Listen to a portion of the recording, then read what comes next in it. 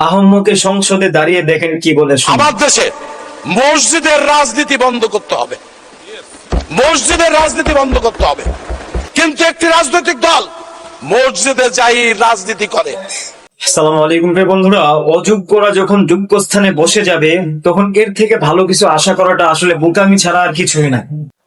আমার ইসলামের উপর দিয়ে যদি বিন্দু পরিমাণ স্ট্রিম রোলার চালানো হয়, এই যে মুসলমান হিসেবে আমি চুপ করে থাকতে পারবো না। আসলে বোকাচোদা বছরে একদিন মসজিদে যায় কিনা সন্দেহ আছে। হ্যাঁ, তার বক্তব্য জানা নেই, এজন্য সে বলে ফেলছে যে মসজিদের ভিতরে রাজনীতি বন্ধ করতে হবে। আসলে এদের তো যোগ্যতাই নেই, দেশের যে পরিস্থিতি, এইসব পরিস্থিতি নিয়ে কথা বলার তাদের কোনো ইন্টেনশনই নেই। তারা জানেই না দেশের কি পরিস্থিতি বর্তমানে। তারা শুধু আছে কারে খোঁচা দিয়ে কি কথা বলতে পারে। আওয়ামী লীগকে যেভাবে বলে গেছে, বিএনপি আসতে সেম ভাবে বিএনপিও কথা বলে, অথচ তারা জানেই না যে এই মিম্বরে বসে আল্লাহ রাসূল সাল্লাল্লাহু আলাইহি ওয়াসাল্লাম পুরা অর্ধজাহান শাসন করছেন।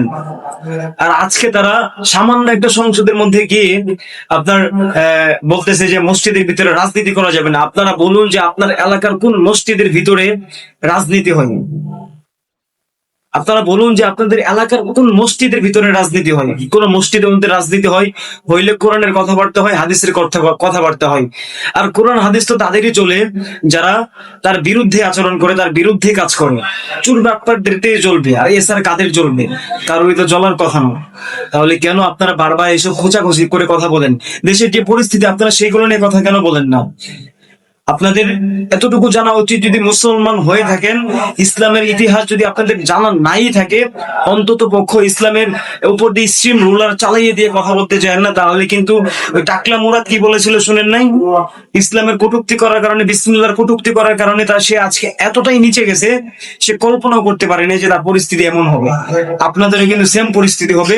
অন্তত পক্ষে ইসলাম নিয়ে কখনো নাক গলাইতে আসেন না।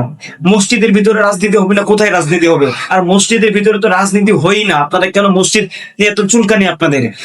আপনি জীবনে মসজিদে যান কিনা সন্দেহ আছে, আপনার মসজিদ নিয়ে এত চুলকানি।